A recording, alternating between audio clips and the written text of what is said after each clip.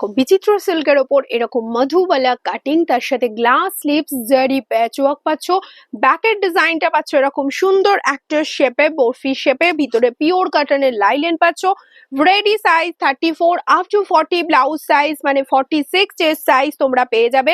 Price যাচ্ছে তোমার only 650, price যাচ্ছে অনলি 650। প্রচুর কালার অপশন, যার যেটা ভালো লাগবে স্ক্রিনশট নেবে, চটপট হোয়াটসঅ্যাপ করে ফেলবে। স্ক্রিনে দেওয়া নাম্বারে কালার গুলো জাস্ট দেখো, বাটল গ্রিন কালার, ওয়াও দেখতে জাস্ট ওয়াও।